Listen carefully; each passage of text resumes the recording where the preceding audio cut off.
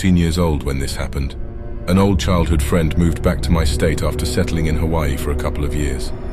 I was so happy to see her, and of course immediately planned to have a sleepover.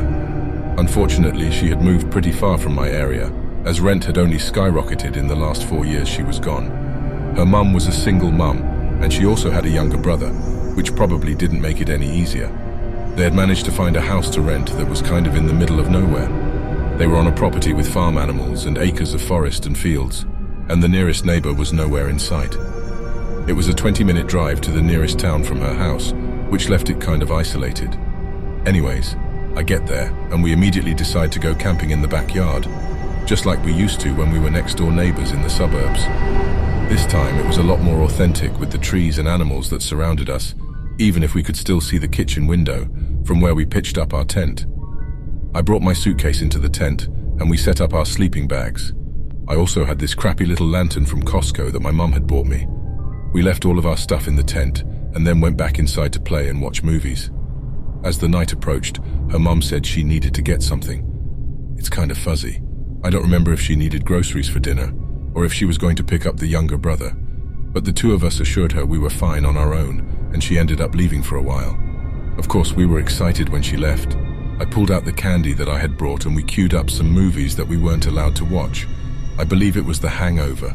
We ended up watching 2 movies, and before we knew it, it was 1 a.m. The living room we were in was right next to the front door, a wall of windows with crappy plastic blinds offering a lot of natural light in the daytime. All of the lights were on inside the house. It made us feel safer since we could see everything around us. But it also made seeing outside into the pitch dark impossible. We started up our 3rd movie of the night, and it was kind of an unspoken agreement that the camping idea was out and that we were probably just going to fall asleep on our nest of blankets on the couch. But before we could get too comfortable, her dog started barking. My friend was kind of annoyed but also confused because her dog was normally pretty quiet. Her dog started running around barking, and after a couple of minutes, we managed to get her to quiet down. She was a small dog, and we wrapped her up with us in the blankets. We continued our movie for another 5 minutes before there was a loud knock at the door. Me and my friend froze.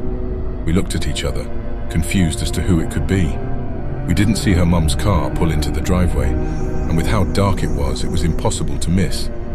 Again, we were in the middle of nowhere, 2 14-year-old girls alone. We paused the movie and just listened for a minute. I got up slowly, trying to be quiet as possible, and tiptoed over to the front door. It was unlocked, and with a quick glance behind me, I could see that the back door was open. I was starting to freak out. I locked the deadbolt, and not a second later did the knock start again, but louder and more violent.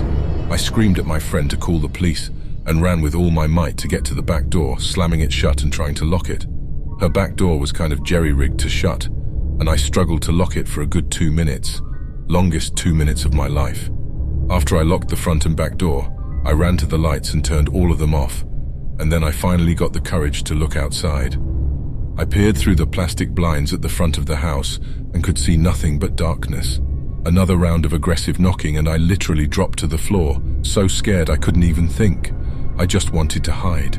I just wanted to make sure I was out of sight. I watched from the ground, peeking my head around the couch as the knob to the front door twisted halfway and jerked. The door rattled as someone yanked it and tried to get in. I felt a hand on my foot, and it took all my willpower to not scream. It was my friend. She brought her finger to her lips and motioned for me to follow her, and the two of us crawled to her mum's room with the dog. The dog was going crazy now, barking and whimpering. We crawled all the way over to her mum's nightstand, and I realized with a cold feeling in my stomach that her phone was dead and that mine was still in our tent. It took a good 3 minutes before her phone turned on, and we immediately called the police. A very nice woman answered our call and told us to stay on the line. It was going to be 15 minutes before police arrived. At this point, the knocking stopped, and after 5 minutes of sitting in her mum's room, I gathered the courage to go back to the living room. I double-checked the locks on the front door and went to go double-check the back. As I walked to the back door, however, I noticed there was a light outside. I ran to the kitchen window and could feel my blood turn to ice. The lantern in our tent was on, and I could see the silhouette of a large man going through my suitcase. I called out to my friend and she told me to get away from the window, which I reluctantly did. Soon after, we could hear the police sirens in the distance, red and blue lights flashing through the plastic blinds. There were 3 police cars, and an officer immediately ran towards us. I shouted that the man was around the corner, and apparently it was a foot chase that ended with the guy escaping into the forest. My friend's mom had also arrived home minutes after the police and said that she actually turned back from where she was going because she had gotten a horrible feeling that we weren't safe. She said that mother's intuition told her to turn around, and that when she pulled into the house with police cars, she was terrified, but glad that we were safe. I thank God, or whatever is out there, that we decided to stay in for a movie night instead of camping. I don't know if that man wanted to hurt us or rob us. In fact, none of my stuff or phone was stolen from the tent, but I have a feeling it would have been a very different tale if we had done anything differently. I also didn't tell my mum that any of this happened, and she heard about it about a week later from my friend's mum, Ulmao. She was super pissed that I didn't tell her, but I didn't want her to worry.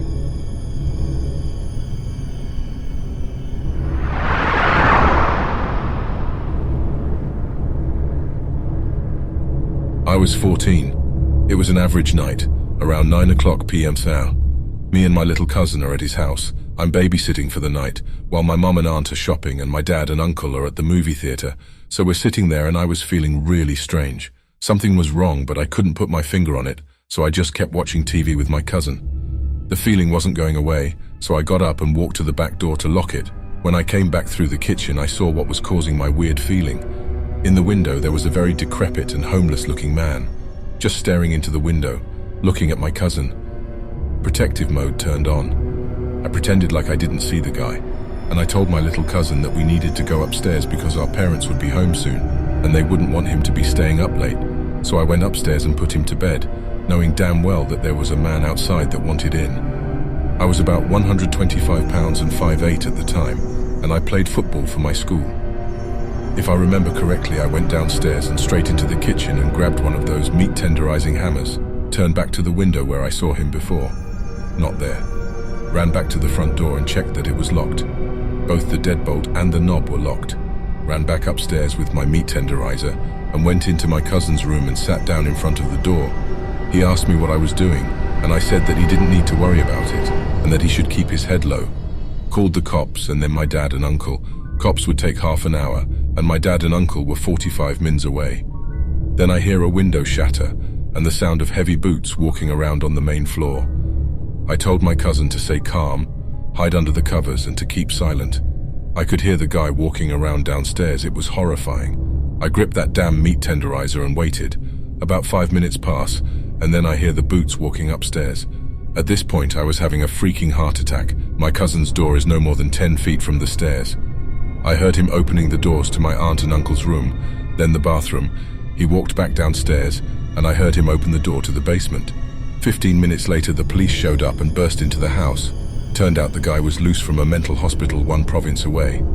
I nearly had to battle a mental case when I was 14. At one point, I was no more than a wooden door and 10 feet away from him.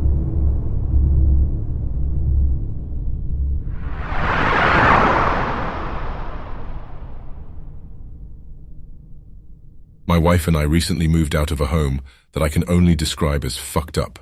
The house caused so much anger and hatred. Whatever entity resides in the home is either menacing or pure evil. Even as soon as my wife moved into the home when she was a child, she told me a story of when her and her little brother were playing one night in his room. They were playing with a leapfrog-type device. She described in detail about how she was showing her brother how to use it, and it began to act strange. Strange sounds came out of it. And then a man's voice began screaming from it. She said it was saying something about a list, something about making mistakes, screaming and cursing until she turned it off. So let's fast forward some. I met my wife a few years ago, and needless to say, she got knocked up. Haha, wear a condom, kids. Anyway, we decided that since it was the logical thing to do, I would move in with her. Sweet, no problem. At the time, I worked the night shift, 10 p.m. to 7 a.m. This will come up later. After a few weeks of moving in, I noticed something strange about the house. The upstairs where we lived seemed menacing in a way, like someone was in the other room waiting for you. At first, I brushed it off as just being nervous. New house, new life kind of thing. I also thought it was from the pretty much steady insomnia work was causing me. As time went on, I began noticing more and more. Whenever the house should have been dead silent, things would happen. Footsteps up and down the hallways, knocks on doors, and sometimes I would swear I heard whispers. Being an avid believer in spirits, I wasn't particularly afraid, until things started getting dark. One morning as I was lying in bed watching Netflix and hoping to fall asleep, I heard a rustling from the closet. It was just light enough in the room that you could make everything out. I saw nothing, and thought maybe it was just the fan. Something moved out of the corner of my eye, and as I looked at the closet, a dark ball moved from the closet to the bedroom door. It was about the size of a softball, and moved about as fast as a person could to the door. Later into the week, my wife had gotten into the bad habit of sleeping with the closet light on. I blame myself for that one. Should have kept my mouth shut. So we're lying there talking about baby stuff, women, and I noticed the curtain that covered the closet opening move. My wife was curled into me facing my chest, and I was staring at the closet. As I kept watching, I saw what I can only describe as a tiny mist-like figure, not like white mist, but slightly darker than the rest of the background, move out from the closet. It was maybe 3 feet tall and vanished as quickly as it appeared. As soon as I began telling my wife what had happened, she had a sharp pinch on her back. She didn't cry out or scream. She calmly turned around and shouted, "Get the fuck out and leave us the fuck alone." Too bad it didn't work. Now let's fast forward. You're probably wondering what else happened. Well, small stuff here and there for a while. Footsteps were regular, and I know some of you are probably saying, "It's the house settling, jackass." I would agree, but not only did the footsteps stretch out the entire length of the 20-foot hallway, they sometimes were fast, and the knocks on the doors were very rhythmic, you know, like when you knock on a friend's door when they're home or something. So let's get to scary stuff. After this recent Christmas, things began to spark up to a new level. One day I was sitting on my computer and my wife came into the room asking me what I needed from the store. The computer room was directly across from the bathroom. Our daughter's door was to the immediate left of that, and the stairs were to the right. I began telling my wife what I wanted when she looked out the door and turned, well, ghost white. Her eyes got big and her mouth dropped. She slowly turned toward me. I just saw a man walk into Elena's room. She begins describing what it looked like. It was about 6 feet tall, black and only slightly translucent. While she's describing this, I walk out into the hallway and go into my daughter's room. Have you ever walked into a freezer, like the ones Walmart stocks their ice cream in? That immediate chill is what I felt when I walked in there. There was nothing, of course, but as soon as we began walking out a set of metal bed frames we had laying against the wall, for over a year I might add, slid down and fell to the floor. My wife turned back into the room and told whatever it was to get the fuck out of our home. But it didn't, of course. Come January, things really picked up before we moved out.